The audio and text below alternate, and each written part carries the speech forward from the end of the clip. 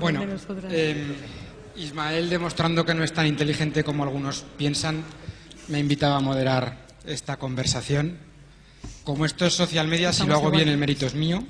Si sale mal la culpa es tuya, haber hecho mejor el casting. Creo que ni María ni Pilar necesitan presentación. Si alguien ha hecho los deberes, en la web están sus historias, entráis y lo miráis o miráis sus timelines. Ella es Marulia Green en Twitter, ella es Pilar Millán. Como el evento lo han tematizado en torno al cine, pues hoy vamos a jugar a que sois críticas de cine. No representamos a ninguna marca, no tenemos ningún libro que vender, podemos decir la verdad, ¿vale? Ahora mismo para vosotras el social media, la industria del social media, ¿es realmente una película de miedo? ¿Es una película de humor? ¿Es una peli de suspense? ¿Esto qué es? Pues yo creo que si tenemos que comparar el social media con pelis, deberíamos compararlo con pelis colaborativas, porque el social media todos sabemos que está continuamente cambiando, que es impredecible. Y yo creo que siguiendo esa línea, dando la posibilidad de que la historia pueda cambiar, yo creo que todas las marcas quieren que lo que empieza en social media sea una peli romántica, con mucho amor a las redes sociales y al usuario, pero que si no se hace bien y no se tiene una estrategia y no se monitoriza bueno, pues se siguen algunas pautas que son básicas, se puede convertir en una peli de terror para la marca, sí. ¿Sí? Yo creo que es un documental con el guión sin cerrar, o sea, una mezcla entre documental y reality show, donde ¿por qué? Porque vamos viendo cosas que pasan en el día a día, vamos hablando sobre un producto, sobre la vida real, y el guión no está cerrado, ni se puede cerrar porque de repente te entra un consumidor y te lo cambia. Ya, pero en el cine parece que hay grandes películas, grandes presupuestos y el mercado de cortos que al final es más dinámico y más vivo. ¿El social media de verdad son Starbucks, Coca-Cola y demás? ¿O son cortos independientes, mercado indie? ¿O es todo ello? ¿Qué es? Todo ello. Es un festival de cine en el que todo entra. No todo a cualquier precio. Pero no solo grandes producciones. Tenemos festivales como Sundance, tenemos festivales de documentales, de cortos. Pero a veces nos olvidamos de que también hay cortos. Y parece que solo vemos lo que deslumbra y lo que mola y cosas de estas, pero también hay mundo real por ahí fuera.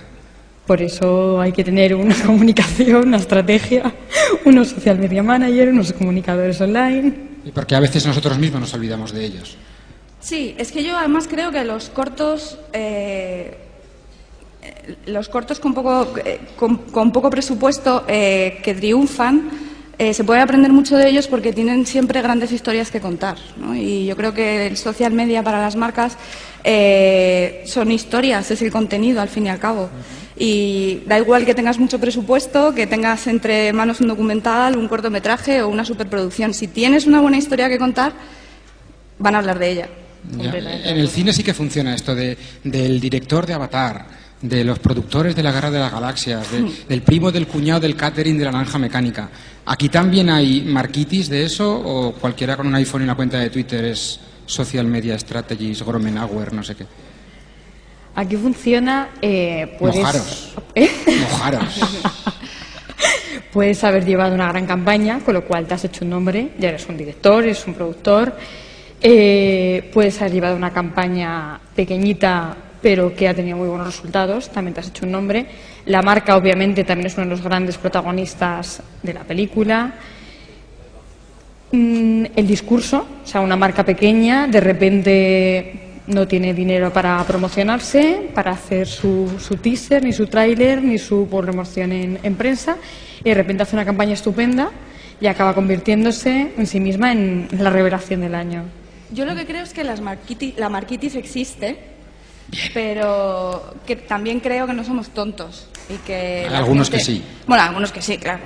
Pero bueno, en general, cuando tú tienes que buscar a alguien que se encargue de una campaña o que te busque una estrategia, te haga un thinking de una estrategia en social media, vas a mirar resultados. Vas a mirar, bueno, pues si es un social media strategist, un community manager, vas a mirar qué es lo que han hecho antes, ¿no? Ya, pero en muchas pelis es mucho mejor el libro que la película. También pasa en esto que y vosotros tenéis experiencia en agencias, muchas veces lo que se pone en papel es fantástico, es maravilloso, y cuando lo ruedan es otra guerra. Yo creo que ahí hay mucha responsabilidad, el hecho de que tú presentes una estrategia estupenda y maravillosa y que luego sea muy difícil ejecutarla. Hay mucha responsabilidad por parte en el caso de una agencia y en el caso del cliente. En el caso del cliente, porque les vendes una idea, les gusta y luego, claro, la idea para ejecutarla hay igual que cambiar procesos, hay que adaptarse a lo que está diciendo el usuario, a la actualidad. Y en un primer momento todos somos muy valientes y todos decimos yo quiero estar en medios sociales, venga, te compro la idea, vamos a hacerlo, pero luego a la hora de toca trabajar. Arremangarse... Cuando toca trabajar ya cambió la película. Claro. No, tienes el briefing, puedes tener un briefing estupendo, te va a aprobar el cliente. El briefing no existe, son los padres. La has propuesto tú, todo bien, empieza a rular la película, empieza a rular la campaña y de repente los propios consumidores, el prosumer, el consumer, es el que te está pidiendo que la cambies. Vamos a prohibir palabras, ¿vale? Que sea una mesa de verdad. Vamos a evitar palabras. El consumidor es el que te pide que la cambies. El consumidor te entra en Twitter, te entra en Facebook y te pide cosas diferentes a las que tú tenías planteadas. Es el que te cambia el guión, el que te cambia el storytelling, perdóname el palabra, el que te cambia el guión de la película, te lo cambia el propio consumidor, el propio espectador de la película. Eso es la teoría, eso es lo que se vende a los clientes cuando hablamos con ellos. Es una realidad que En pasa, el mundo del cine está el cine de autor. Hay una peli y el director hace lo que le sale de los cojones, diga lo que diga el estudio de mercado, diga lo que diga el estudio, lo que sea. En esto también existen lo que llaman los hipos, por usar palabras de estos, la opinión de la persona mejor pagada. O sea, al final es el jefe del cliente el que dice que sí, pero que me ha dicho mi hija que tenemos que hacer un viral. Eso existe. Eso pasa. Hay de todo, o sea, igual que nos contaba anoche la cena Bea Navarro de Starbucks, que ellos no tienen que reportar, por ejemplo, a Estados Unidos las campañas, las ideas que les surgen, porque si no, todo se alargaría, no surgiría nada. Hay otras empresas más pequeñas que a lo mejor sí que dependen de su filial europea, ¿no? Tienes que, lo que tú pruebes en España, te lo tiene que aprobar también Inglaterra, le das más vueltas, acabas mareando la perdiz y pierdes una campaña y pierdes una idea porque ya no es fresca, era fresca hace un mes. Ya, realmente es que yo creo que parece a veces que mareamos nosotros mismos la perdiz, ¿no? Nunca sabes la perdiz quién es. Al final mareada está, ¿no? Pero no sabemos quién la marea ni quién es la perdiz de todos los que estamos jugando. Ahora realmente vemos poco cine en el cine. Pero vídeos de gatitos de YouTube vemos muchos.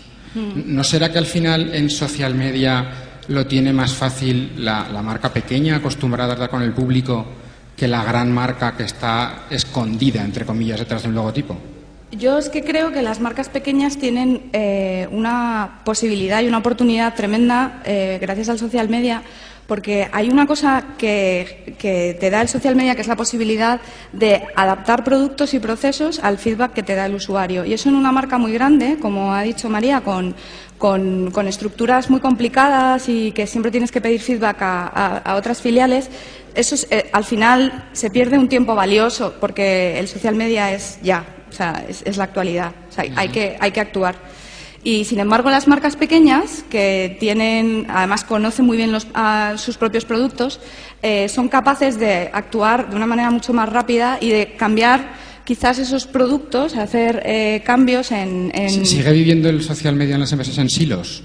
En departamentos estancos que al final tengo que creo un departamento y desde ahí gestiono, pero realmente no viven dentro de las redes. Lo que decía también yo a mi gente dentro de la empresa, que tengan también cuenta, que sepan lo que es. Claro, sigue siendo algo todavía de los de marketing o de los de comunicación. Sí. Bueno, ya hemos ganado, ya no es la cosa del becario, porque hace un año era el becario el que se encargaba de esas cosas del Facebook. O sea que bueno, ahora de momento ya estamos hablando de un mini departamento ya de gente cualificada que se está encargando de eso. Sigue pasando, pero yo creo que como bueno, pues tenemos el ejemplo de Starbucks, que es un ejemplo fantástico para todos los que nos dedicamos a esto, y el cliente perfecto, diría yo. Claro, pero ¿es representativo? Mira, depende. Hay empresas que lo empiezan a formar a sus empleados en social media, a que tengan sus cuentas. Empiezan, por ejemplo, imagínate un local de cara al público que tiene se diseña la estrategia de presencia en Foursquare desde la oficina la oficina de marketing dentro de la empresa o de la agencia de publicidad fuera.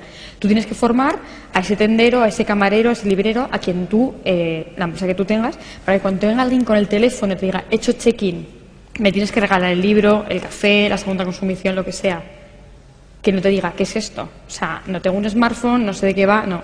Tienes que empezar a formar a esa gente. Y eso está pasando a día de hoy. O sea, está formando a esa gente de base para que participe en la estrategia. ¿Que hay que trabajar más? Por supuesto. En la comunicación interna de todo. En la comunicación interna hay que trabajar en todas las empresas para saber cada departamento qué está haciendo. El librero no tiene ni agencia de comunicación, ¿El ni qué? Que el tendero, lo que decías, el librero. Madrid es un mundo, hay vida después de Madrid. Lo sé. Yo también soy de provincias. Pero... Y hay vida después de las grandes marcas, ¿no? Pero esa realidad de no, la agencia de publicidad me ha dicho que eso luego fuera de estas grandes cuentas, que es maravilloso como ejemplo, pero hay mucho más. ¿Cómo afrontamos esos proyectos? Los pequeños. Sí. ¿Cómo afronta un...? Que no tienen esas realidades, no tienen esa capacidad de formación interna. Pero es que ¿sabes lo que pasa? Que yo creo que los emprendedores, la gente que tiene empresas pequeñas, tiene un feeling y una capacidad de saber y escuchar al usuario mucho mayor que a lo mejor una marca muy grande, ¿no? Porque en realidad están acostumbrados a eso y yo creo que en realidad para ellos es pasar esos procesos que ya los están haciendo en el offline, un tendero que conoce los gustos de la gente que viene normalmente a su tienda, que pone un tablón de anuncios para que la gente que a lo mejor un día hace un cuentacuentos, ¿no? Para los niños del barrio. Todas esas cosas que, poniendo el ejemplo del tendero, lo puede, y muchos lo hacen en sus pequeños negocios, lo pueden adaptar al online. Lo único que necesitan es dar ese paso. No es tan difícil. Hay que tener el mismo discurso online que offline. Hay que trabajar en la comunicación tradicional y en la comunicación... Como decía antes Pilar, en una buena película al final lo importante es el guión. Claro. ¿No parece que todavía las marcas siguen muy empeñadas en los efectos especiales? Claro. En poner protas guapos, persecuciones, explosiones... En aplicaciones. ¿No será es una forma de ocultar que no hay nada que contar? O que no lo saben contar al menos. Los efectos especiales, en mi opinión, supongo que coincidirás, van más en la línea de conseguir followers. O sea, tú puedes tener una película con un guión muy bonito, pero te va poca gente al público. Y de repente le metes los efectos especiales, ¿para qué? Para conseguir más público a la película. Porque de repente una marca te dice, no me vale con los 1000 que me has conseguido. Necesito triplicarlo porque sí, porque nos da la gana o porque con lo nos cual viene hacemos así, como en las pelis, metemos extras en postproducción. Pagando. ¿No? Metemos gente Ahí pagando estamos. y ya está. Al final yo lo que quiero es chorrocientas personas para escuchar mi mierda. Sí. Si no tengo eso, ¿para qué estoy aquí? Eso sigue pasando. Bueno. No es un mito. Todos tenemos un primo que nos ha dicho que dicen que sí. Sí, bueno, yo creo que pero pasa cada vez menos y yo creo que las marcas, gracias a Dios, cada vez son más conscientes de lo que puede aportar tener una estrategia de social media implementada. Ya, pero Una de las cosas que has preguntado antes, cuando decías el tema de los efectos especiales molan mogollón. Yo soy súper fan de la Guerra de las Galaxias y me flipan. Por Pero eso la estás Guerra de las aquí. Galaxias mola por la historia, ¿vale? O sea, quiero decir, y los efectos especiales están perfectamente insertados en el guión, en la historia. Entonces, efectos especiales sí, pero cuando tengas una estrategia 360 montada y que esos efectos especiales aporten. No puedes, pues lo que decías, no puedes crear aplicaciones, por ejemplo, sin ton ni son, sin una base clara. Claro, una base sin algo estratégica. sin una estrategia vale. que esté englobando todas esas acciones. ¿Y qué pasa cuando en lo mejor de la peli son las palomitas? Que son lo que nos hemos comprado fuera, la entramos al cine de Strangis. Sí, O sea, lo al mejor final de la en un peli canal es- de una marca hay veces que es mucho mejor el contenido que pone la gente, Pero a si lo favor mejor- o en contra, que Si muchas lo veces mejor lo de la mejor peli son son las... las palomitas, es que les ha gustado a los usuarios, es que la han visto. Es que el público estaba entusiasmado comiendo palomitas y tirándolas al suelo. el que Para apaga mí las palomitas soy yo. las palomitas en el suelo es que sabe realizar la campaña estupendamente, porque has dejado ahí el rastro. Entonces sí que es verdad que las redes son de los usuarios. ¿O de quién son las redes? Al final están conquistando las marcas un espacio que es de los usuarios. ¿Tú crees que las redes son de alguien? Yo soy el moderador. Ya, pero llevas un rato ahí agresivo y nos toca ahora, sí, Lucas. no, yo creo que las redes es la democracia pura. O sea, las redes no pertenecen a nadie en concreto y a todos en general. Y esa es la grandeza de las redes sociales. Que realmente, como hemos escuchado a Pablo Herreros, a Lloriento, es el poder de las personas. O sea, realmente se pueden cambiar las cosas a través de las redes sociales. Y no pertenecen a nadie. Te modifico la pregunta, porque la hablamos el otro día con los alumnos del máster de clase. Decía, ¿las redes son las redes? O sea, ¿tu Twitter es tu Twitter o es tu timeline? O sea, ¿qué es Twitter? ¿Qué es Facebook ahora mismo? Es lo que tú ves. Es tu timeline, es lo que estás viendo delante de ti. El resto no existe. Pero con lo tu cual, timeline no es Twitter. Por eso, pero sí que tienes esa percepción a día de hoy. No es más. Es lo que tú ves. Entonces, tú como marca tienes que luchar para estar dentro de ese timeline. Tienes que ganártelo. Tienes que hacer cosas que interesan a los demás, que las viralicen para que le lleguen a otro usuario que a ti también te interese y te empiezas a seguir. Ya, pero en una buena peli o en un guión bueno hay un montón de elementos. Está el atrezo, la iluminación, la fotografía. ¿Porque aquí seguimos empeñados en regalar un iPad 2? ¿En qué? ¿Que por qué seguimos empeñados en el concurso facilón, entre comillas, en lugar de rompernos la cabeza en realmente asumir que no es cosa de 2 días? Porque estáis diciendo una cosa, pero luego la realidad dice otra.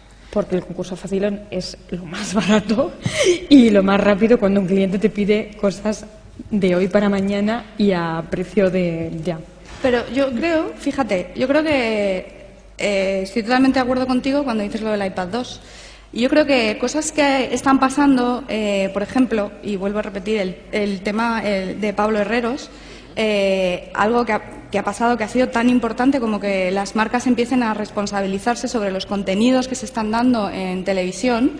Yo creo que todo es un aprendizaje y como es el poder de las personas, tenemos que empezar nosotros y dentro de poco las marcas verán que no pasa nada por empezar a hacer esos procesos, a intentar cambiar cosas de dentro por el feedback que da el usuario de redes sociales. Y esta mañana también Bea de Starbucks ha puesto ejemplos de My Starbucks Idea que son fantásticos y que han implementado ideas de los usuarios y han cambiado productos y procesos gracias a esa plataforma de crowdsourcing que tienen activa desde hace 4 años.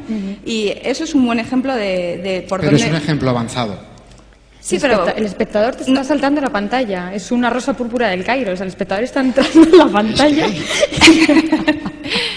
y diciendo, el espectador entra en tu película y te dice lo que quiere ver y cómo quiere ir. ¿Cómo quiere que vaya el guión? Sí, pero el ejemplo que decía antes de My Starbucks Idea es un ejemplo avanzado, no es tan habitual. Pero no pasa nada, quiero decir, es que es un ejemplo avanzado que sirve, o sea, siempre hay pioneros y sirve para darnos cuenta de que las cosas se pueden cambiar y que marcas pequeñas y grandes... Donde iba es, cuando hay un productor en una peli, el productor pone la pasta, lo que quiere es recuperar la pasta. Le da igual que la peli sea buena, mala, porno o no porno, me da igual, yo es mi pasta, ¿no? Muchas veces te encuentras directores de marketing, CEOs o como se quieran llamar ahora, que lo que quieren al final es una gráfica de followers por delante de la competencia, el engagement, la relación, la vinculación, se la suda. Lo que quiero es una gráfica para poder mantener mi puesto. ¿Eso en muchos casos ocurre o no es así y ya empezamos a ver cambios? Pues mira, yo creo... Voy a contestar. Sí. Todo tuyo. Creo que las propias redes sociales, los propios dueños o poseedores de redes sociales, en este caso, por ejemplo, Facebook, lo está haciendo muy bien porque ahora con los cambios con el Open Graph, Facebook nos está diciendo, ya no son tan importantes los números de Gente habla lo cuantitativo. Ahora lo que nos está importando es la interacción, ¿no? Que el contenido que estás compartiendo en nuestra plataforma sea realmente interesante. Y viene de ahí, o sea, tiene que venir de ahí, tiene que venir de los creadores de estas redes sociales. Estos cambios hemos pasado efectivamente unos años en los que lo importante era el número de fans que tenían las marcas y 12 millones de espectadores en el primer fin de semana. Sí. Pues esto era lo mismo. Sí, era igual. Seguimos un poco en eso. Ahora no vamos a contar cosas que no son, pero yo creo que estamos en el proceso de cambiar. Poco a poco se va educando el cliente. No importa el número, sino la calidad. Pero al final a todos les molan pasearse por el gimnasio en el vestuario sin toalla. Bueno, pero es tu responsabilidad también educar al... ¿Es tu responsabilidad? Los tíos lo han entendido, las chicas también. Un poco frío. Alguien nos escucha, alguien se ríe. Es nuestra responsabilidad educar al cliente y decirle, no te tiene que importar solo el número, sino tiene que importar escuchar al usuario.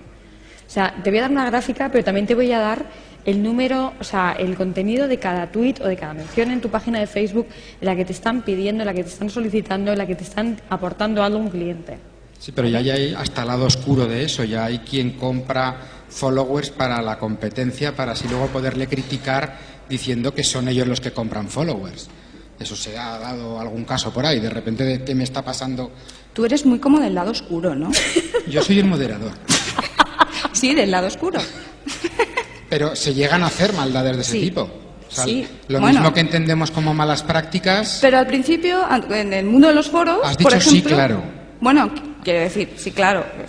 Evidentemente, lado oscuro y maldad hay en todas partes. Pero en el mundo de los foros, por ejemplo, antes de que existieran las redes sociales tal y como las conocemos ahora, había muchas marcas que creaban perfiles para spamear a otras marcas de la competencia. Eso ya no se da. O sea, vamos aprendiendo. Son procesos. Son procesos y vamos aprendiendo. Y las malas prácticas, pues también, como dice María, es nuestra responsabilidad también educar a los clientes, educar en ese sentido, ¿no? ¿Pecamos los usuarios de ego en las redes? Sí, yo creo que las redes sociales tienen un puntito ahí de ego, sí. Nos gusta y... Sí, yo creo ¿No te que gusta? sí. ¿Cuántos followers tienes? Ahora, desde que estoy aquí, supongo que más. Para eso mola esto, ¿no? Para ganar followers. ¿Las marcas saben tratar con este tipo de usuarios? Las marcas tienen que aprender y por eso tienen que meter una figura como es un community manager que hable, que dialogue, que cree comunidad. No solo que te ponga un tweet, un post, dos posts al día.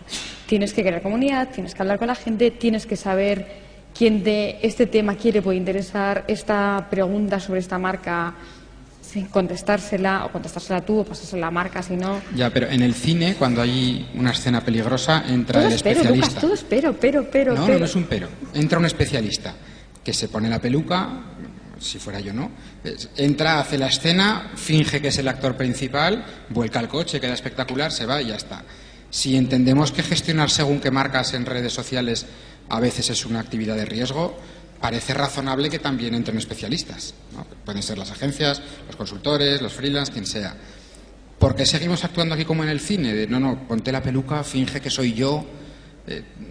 ¿Por qué no se dice, pues como comunicación, este spot no lo ha hecho la agencia no sé quién y es motivo de orgullo? En cambio aquí parece que es de no puedes decir que estás tú detrás de mi marca. Bueno, yo en ese sentido creo que las agencias y las consultoras y demás están un poco al servicio de la marca para la que trabajan y entrar en promocionar otras marcas cuando la acción tiene que ser por y para esa marca tampoco... Sí, pero si basamos la presencia en redes en el amor por el usuario, ¿no es feo ceder el amor? Tienes el ejemplo claro, tú que estás hablando de pelis, del guionista. ¿Cuántos guionistas conoces de cada película? De la Concha a ti. De la Concha a mí, pero estoy hablando de películas. Tú ves una peli, no sabes quién está detrás. El guionista es el gran olvidado. Es un intermediario para que eso se produzca bien y salga bien. Pues pasa un poco lo mismo con la persona entre medias, entre las redes y la marca. El cine sí que se está espabilando y ya asume que la peli que estrenaron ayer en San Francisco ya la tengo en el disco duro y me la voy a ver. En las redes también pasa, las marcas tienen claro qué viene después. O corremos como un pollo descabezado de ahora a Pinterest todos. Mañana no sé qué, a lo que sea. Las marcas, yo creo que es complicado que sepan lo que viene después, porque lo primero que hemos dicho es que esto es un mundo absolutamente cambiante, ¿no? Las marcas lo que tienen que tener claro son sus estrategias, cuáles son los objetivos que tienen y los valores que quieren transmitir a través de los medios sociales. Y estar muy abiertas al concepto de la democratización que son las redes sociales. Vale. Aunque nos quedan 7 minutos 00 según el cronómetro, que yo sí que me lo he puesto, me hacen señas de que lo deje. Entonces habrá que dejar el programa de hoy. Igual antes de irnos tenemos que sincerarnos y confesar que en realidad como buenos críticos en realidad también somos directores de cine frustrados y confiamos en que siga habiendo productores con pasta, marcas con cosas que contar para que así Marulia Green, María, Pilar Millán y yo mismo, Lucas, calvo con barba, un servidor de ustedes, podamos seguir estrenando nuestras películas y decir eso de próximamente en sus pantallas. Muchas gracias. Paz.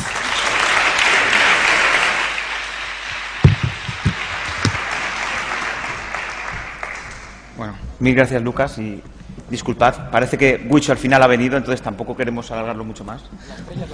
La estrella. Sí, muy bien. Así que ahora vamos a la última mesa redonda de la jornada, y es una mesa de periodismo, y bueno, es muy obvio decir que es un trío de estrellas, o como las queramos llamar, cada uno en su ámbito. Lo va a moderar Carmela Ríos, que estuvo con nosotros el año pasado, y como sabéis, hace poco ha ganado el Ortega y Gasset. Bueno, si quieres ya pasa, Carmela, y presentas tú a Sonia Sánchez y a Virginia. Y bueno, no sé, solamente agradecer a Carmela que haya vuelto otro año más y que pues siga siendo tan humilde como cuando no tenía un Ortega y Gasset, ¿no? Porque muchas veces la gente pierde el norte, y en tu caso es al revés, ¿no? Yo me acuerdo cuando conocí a Carmela, además fue en un avión, y me decía, yo es que soy nueva en esto, y esto fue hace un año y medio, yo soy nueva en esto, a mí me da mucha cosa los congresos y eso, porque yo, cuando le invité a venir el año pasado, me decían, yo quería pintar ahí, no sé qué, y luego la gente quedó tan encantada que dijimos, bueno, no solemos hacer que los ponentes repitan, pero en tu caso es un honor que estés aquí, así que muchísimas gracias. No, gracias a ti, vamos, yo aprendo de gente como tú y eso no cambia, y los Ortega no cambian nada. Bueno, buenas tardes, ahora vamos a hablar de periodismo, si os parece bien. Esta ponencia se podía titular Periodistas en Tránsito, es decir, vamos a hablar con dos periodistas que tienen una experiencia en medios tradicionales, amplia, muy solvente, y que también han sabido desarrollar marcas digitales muy definidas y muy seguidas en Twitter. Son Sonia Sánchez y Virginia Pérez Alonso. Una es jefa de Nacional de la cadena SER, pero tiene una amplia trayectoria primero en la radio, tanto en la COPE como en la cadena SER. Virginia Pérez Alonso es también una persona con mucho recorrido, también en prensa escrita, pasado también por 5 días. Aquí están.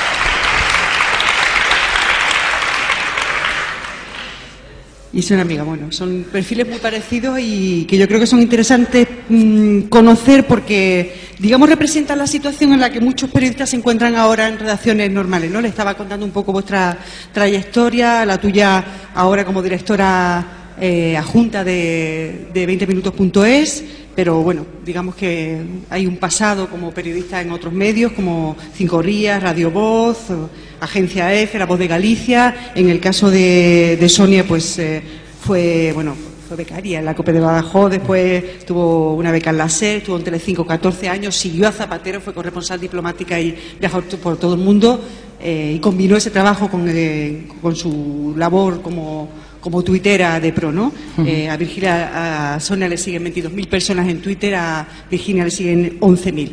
La pregunta que yo les quería lanzar primero es si un periodista sin Twitter es un periodista muerto. Pues sí.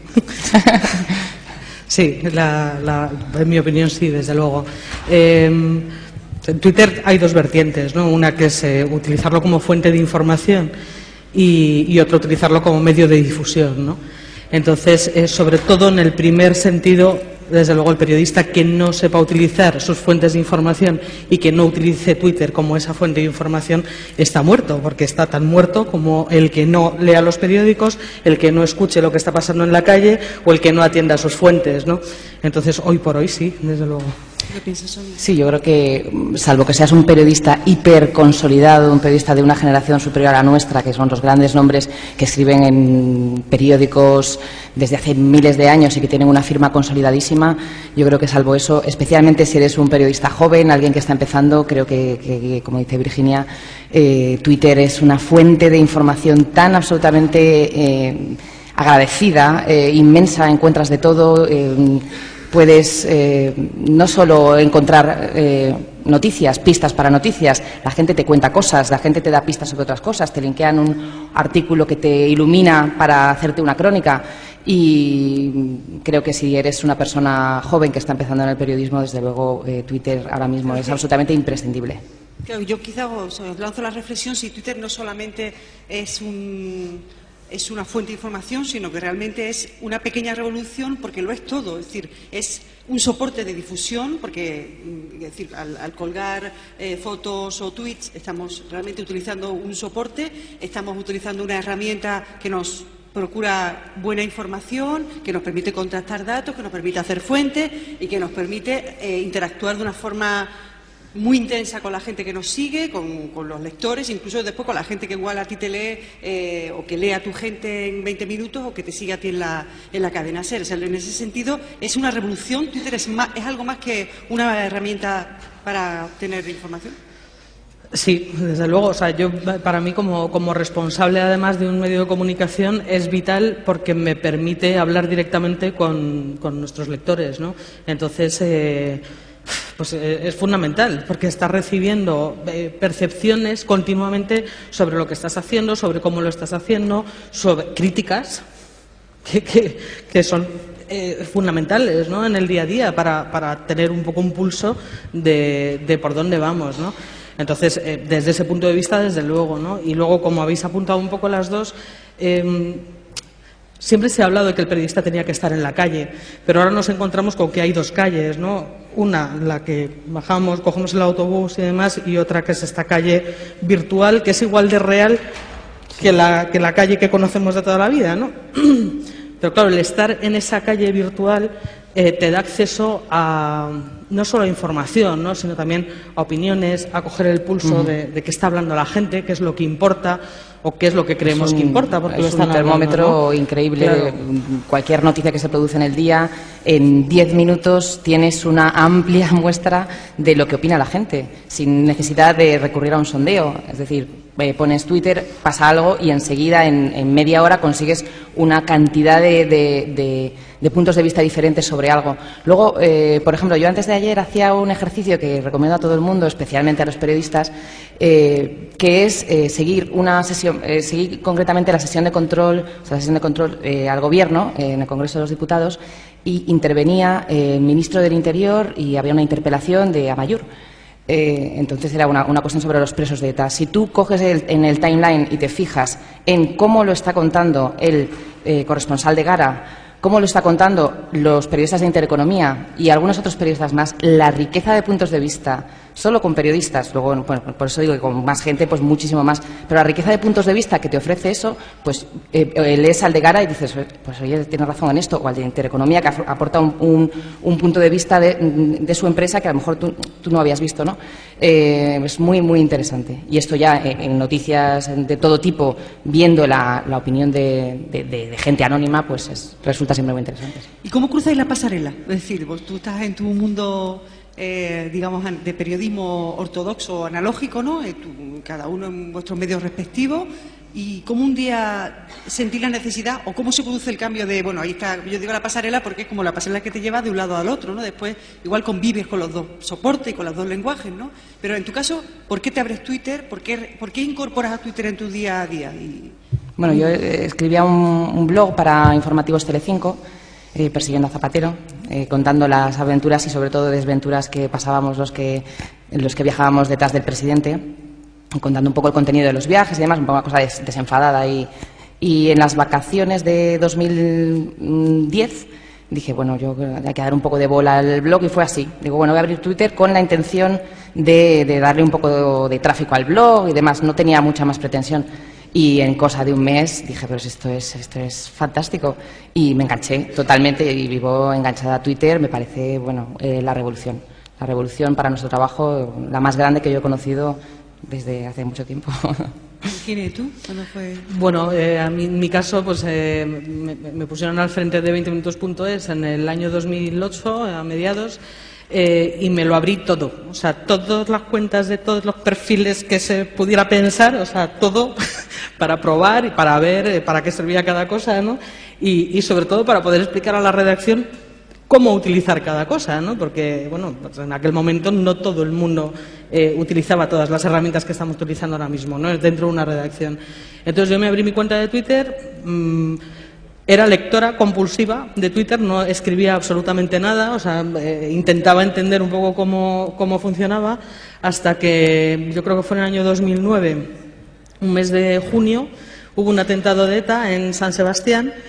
Y bueno, pues fue como a las 8 de la mañana y una explosión en un coche bomba en un parking, no recuerdo exactamente en qué punto era, ¿no? Y lo primero que se me ocurrió fue buscar en Twitter lo relacionado con el atentado, ¿no? Y de repente me encontré una foto de la explosión, o sea, pero al cuarto de hora o a los 20 minutos de que se produjera, ¿no? Y entonces me empezaron a temblar las piernas. Dije, ay, madres, ¿es la foto? ¿No es la foto? ¿Cómo compruebo yo si esto es o no es? Entonces trabajaba conmigo Pablo Fernández del Cader, que ahora está en la SER, en la parte web de la SER, que sí que controlaba mucho más de esto. Me estuvo explicando, mira, vamos a pedir permiso, esto se hace así, vamos a contactar con esta chica que ha subido la foto. Lo hicimos, le pedimos una serie de datos para verificar que efectivamente la foto había sido tomada en el punto donde había ocurrido el atentado y efectivamente era la foto del atentado, ¿no? Entonces la subimos a la web, citando a la cuenta de Twitter de esta chica, enlazando, por supuesto, y en ese momento, bueno, ese día se generó muchísima polémica porque otros medios cogieron esa misma foto y la utilizaron como propia, la firmaron con el nombre de su propio medio. Entonces un montón de blogs pues empezaron a escribir sobre ese tema, la apropiación indebida de materiales que circulaban por Internet y demás. Y bueno, fue todo un aprendizaje y fue el día en el que yo me di cuenta del potencial que tenía Twitter como fuente de información, ¿no? Y a partir de ahí ya, pues hasta hoy. Eso nos lleva a un tema también, que es lo que tú decías, ¿no? O sea, tú llegas a tu medio y empiezas a abrirte perfiles porque nadie te ha dicho o te ha enseñado cómo utilizas esto. La sensación quizás ahora sería que cuando sale la gente de la facultad sale con un déficit de formación en social media, que ahora es un paso, porque decir que es una esencia, digamos que es una de las señas de identidad del periodismo actual, como para nosotros periodistas que llevamos mucho más tiempo, la necesidad de formarnos. Bueno, de todos modos, el déficit lo teníamos nosotras cuando empezamos. O sea, empezamos, bueno, pues poco a poco vas haciendo lo que vas pudiendo, pero sí que creo que la formación en social media ahora mismo es muy interesante y es importante, pero vamos, nosotras lo hemos hecho sobre la marcha, digamos. ¿Y las empresas? Por ejemplo, es decir... Mira, yo veo con respecto a la parte de formación universitaria que, claro, la gente que está saliendo ahora de las universidades tiene el Internet incorporado a su vida de una forma regular, ¿no? Entonces, el uso de redes sociales lo tienen como una parte más de su vida, ¿no? Yo no me he encontrado en el último año ningún becario que no tenga cuenta de Twitter, por ejemplo. Otra cosa es el uso que hagan. ¿Los seniors? Por ejemplo, los periodistas más mayores en digital. ¿Hay periodistas en vuestros medios que no tengan Twitter, por ejemplo? Sí. A ver, mi medio no es muy representativo porque es gente bastante joven en general, ¿vale? Entonces, yo creo que en general prácticamente todo el mundo tiene. O sea, en la parte web, que es la que yo llevo, todo el mundo tiene cuenta de Twitter. En la parte de papel igual hay alguien que no, pero creo que prácticamente todo el mundo. Pero yo creo que ellos, o sea, los más jóvenes sí que vienen no más formados en el uso periodístico de la herramienta, pero por lo menos saben a lo que se están enfrentando, ¿no? O sea, sí, en mi medio los más jóvenes sí tiene todo el mundo Twitter, los más mayores pues es una redacción muy grande con gente de todas las edades, los más mayores, algunos sí y otros no todo el mundo. Pero es verdad que los becarios ya sí que vienen con una parte aprendida de su uso diario que nosotros pues no teníamos. Pero ellos conocen, o sea, tienen la herramienta, pero igual sí, a lo mejor no la saben utilizar bien ni utilizarla periodísticamente de manera adecuada, porque bueno, también requiere una cierta práctica. Hay un tema, periodismo ciudadano, que es un tema que no tenemos todavía demasiado encuadrado. Es decir, ¿qué os parece el concepto? ¿Lo aceptamos? ¿No? ¿Hay que cambiarle el nombre? ¿Colaboración? ¿O el periodismo es lo que hace un periodista? Yo creo que de entrada el nombre es incorrecto, o sea, no es periodismo ciudadano. A mí me gusta más llamarlo periodismo colaborativo, ¿no? Porque nosotros en 20 minutos sí que trabajamos mucho con material que nos llega de lectores, pero lo trabajamos los periodistas. O sea, a nosotros no nos llega un mail y automáticamente cogemos eso, lo reescribimos y lo subimos. O sea, nos llegan pistas que consideramos que pueden ser informaciones y a partir de ahí empezamos a moverlo, a investigar y a ver qué hay. En el 80% de los casos no hay nada o no conseguimos llegar a nada, pero en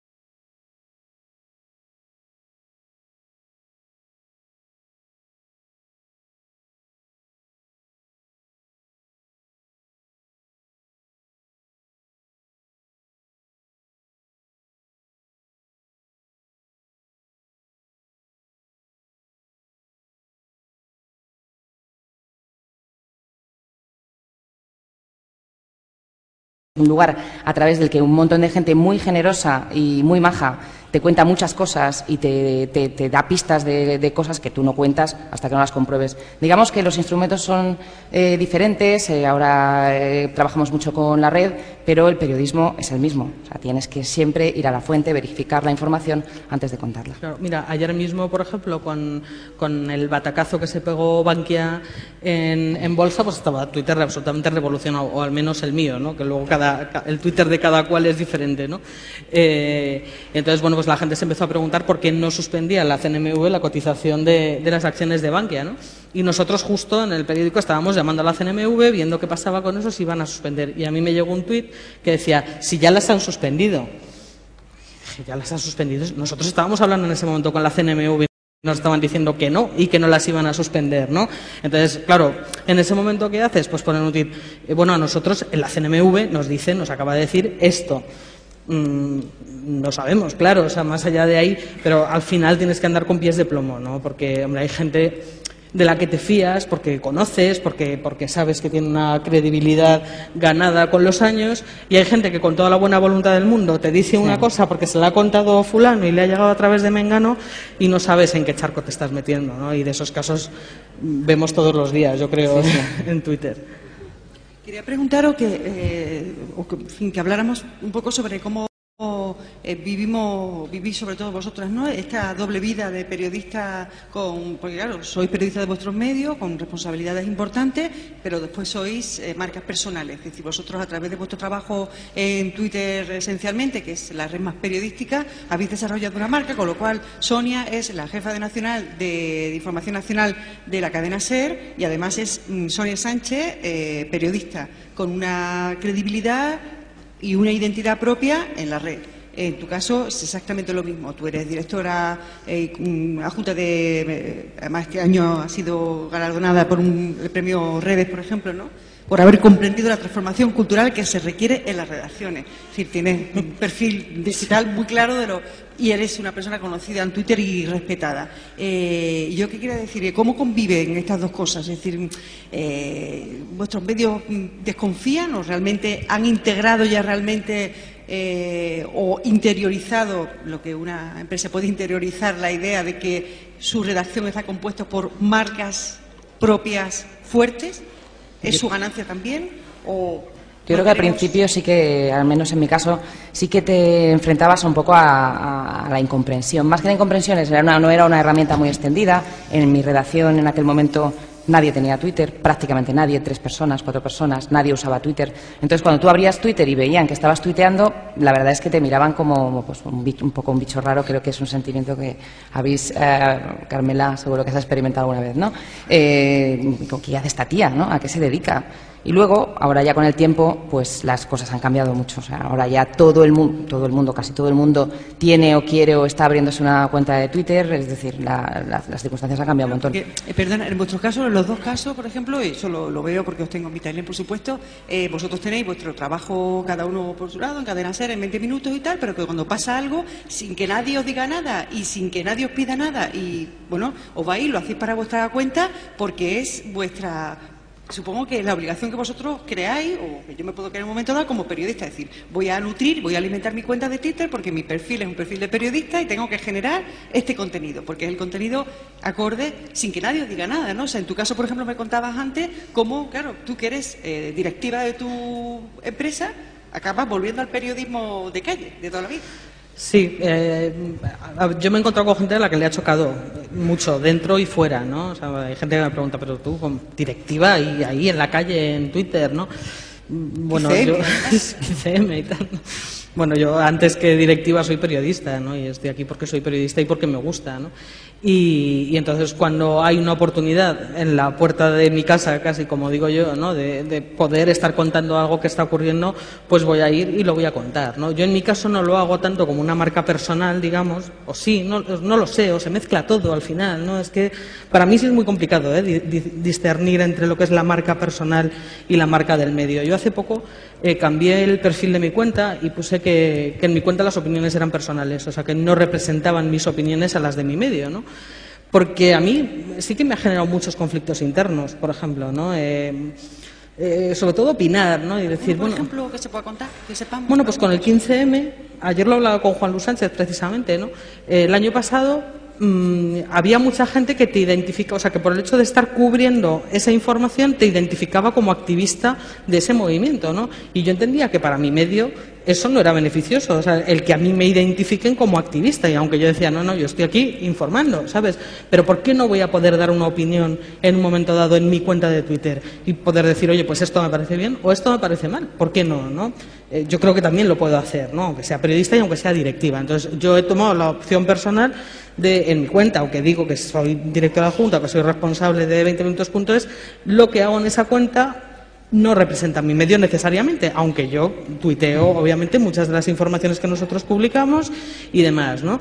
Yo lo he hablado con el director, con Arsenio, muchas veces de este conflicto, ¿no? O sea, que se nos genera interno, o sea, no es tanto una cuestión de empresa como un conflicto nuestro, ¿no? Que dices, bueno, ¿y esto cómo encaja, no? O cómo lo encaja el resto del mundo, ¿no? Y yo creo que lo bonito y lo peligroso del momento en el que estamos es que estamos aprendiendo permanentemente.